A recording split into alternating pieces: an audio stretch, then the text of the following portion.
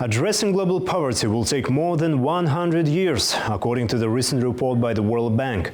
The organization states that around 44% of the world's population currently lives on less than $6.85 per day.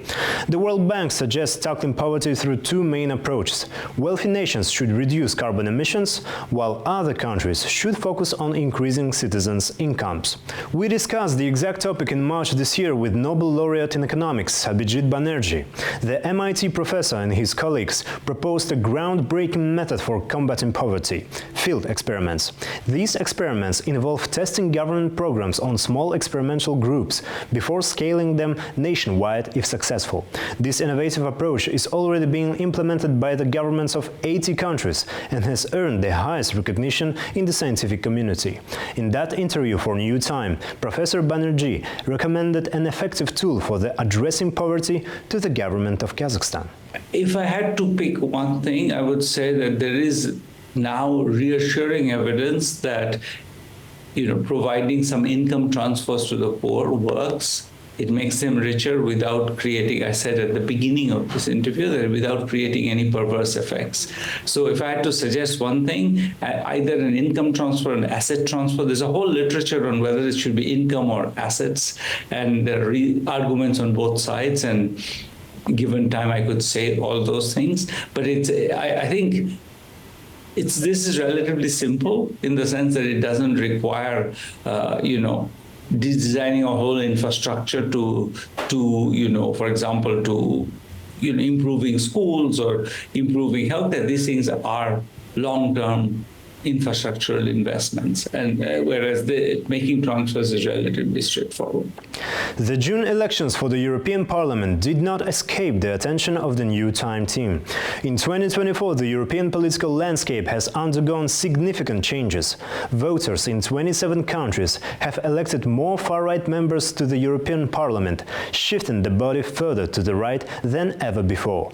My colleague Balzhan Samigulina reported directly from the heart of the EU, Brussels, where she spoke with members of the European Parliament.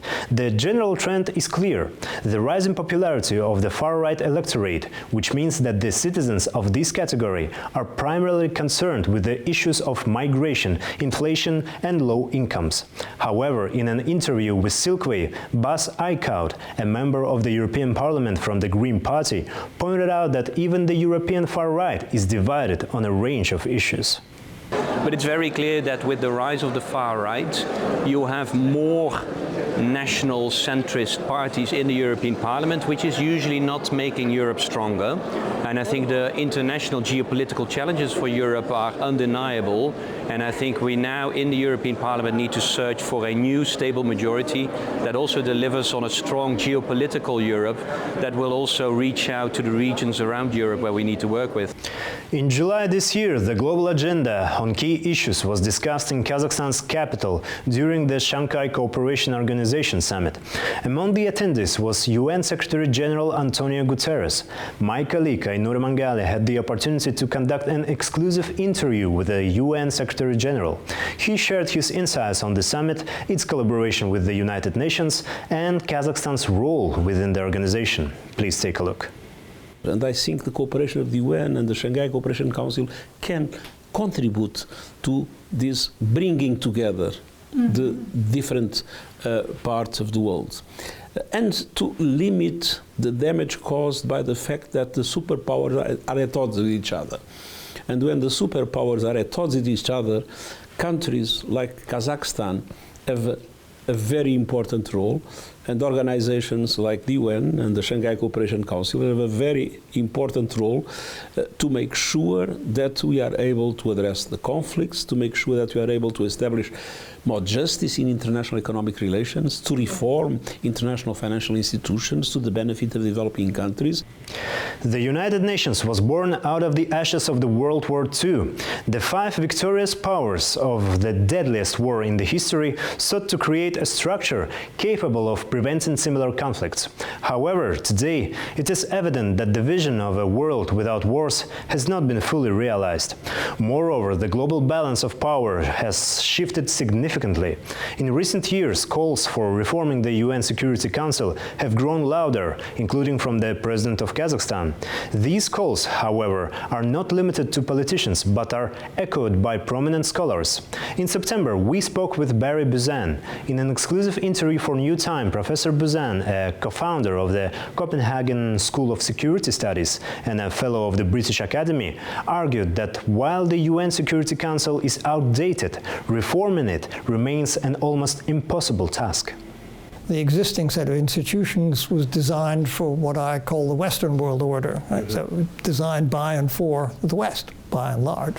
And there's a lot of resentment against those organizations because of the distribution of influence and voting power and all of that within them. Things like the United Nations Security Council are very important in political and legal ways. But what are Britain and France doing sitting on the Security Council? That's ridiculous.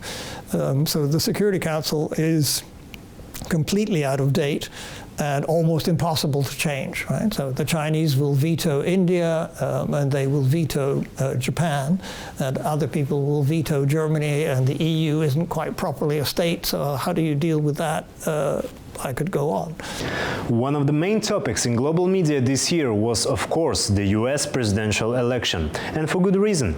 Beyond the undeniable significance of US policy in global geopolitics, the election itself rivaled the best dramatic series in terms of intrigue. From the withdrawal of leading candidate Joe Biden to Kamala Harris' historic bid to become the first female US president, to the assassination attempt on Donald Trump, and ultimately his sweeping victory. The race had it all. New Time closely analyzed the entire presidential race. My colleague Balzhan Samigulina consulted American experts attempting to predict the outcome. However, the complexity of US electoral system forced experts to make cautious forecasts, even when preliminary polls showed Trump leading in key swing states. We can talk about Trump leading by maybe as much as 1 percentage point on average in the key 7 battleground states. But that's 1 percentage point, and we need to take into account sampling error, other errors associated with doing surveys, and especially errors associated with estimating exactly who's going to vote in the election. So the common wisdom about the current election is that the election really is too close to call. We're talking about one candidate or the other having a probability of winning of a little bit more than 50% at most. In the end, Donald Trump claimed victory, and this led us to question how his win might shape the course of global conflicts. From the early stage of his campaign, Trump vowed to deliver long-awaited peace to the Middle East. By then, a new wave of violence in Gaza was already underway, alongside escalating tensions in the region. After examining experts' opinions, we found that doubts persist over Trump's ability to effectively address the Middle East crisis. Many are aware clearly of Donald Trump's history of support for Israel. It is unclear, though, how much the U.S. president actually influences exactly what happens on the ground in the Middle East, as we all have learned over and over again. So I think it's often overstated. While it's critical, the U.S. relationship with Israel, the ability of a U.S. president to direct what happens in the way of decisions made by a sovereign government is more limited than people realize. The New Time team has been covering the Middle East conflict as events unfold. The horrific Hamas attack on October 7 of last year, which claimed the lives of over 1,200 Israelis at the hands of terrorists, led to an immediate military response from Israel. However, the operation against Hamas turned into a catastrophe for Palestinians in Gaza. Various sources estimate the civilian death toll in tens of thousands, which has drawn condemnation from the UN and human rights rights organizations such as Amnesty International, Reporters Without Borders, and many others. We spoke with numerous experts, including Daniel Levy, president of the US Middle East Project and former Israel negotiator, and Ramin Parham, Iranian dissident and Middle East expert. Both reached the grim conclusion that resolving the conflict, let alone achieving the idea of two-state solution, seems more distant than ever. I think we will see not only new legal vulnerabilities globally for Israel, new anger and boycotts, but also even new forms of resistance, all of which takes us to the question of two states. And I think the reality on the ground makes two states look very, very unlikely. If it's ever going to happen, Israel's cost-benefit calculation will have to look different, and Israel will have to offer something it has never offered, which is genuine ending of the occupation, genuine Palestinian sovereignty, and we're an awfully long way from that. The ceasefire in Gaza, as you just said, has simply been forgotten. I mean, the fate of the hostages, no one even talks about it anymore, not even the Israelis. Israel used to stage limited wars, and Israel used to win those limited wars in the past.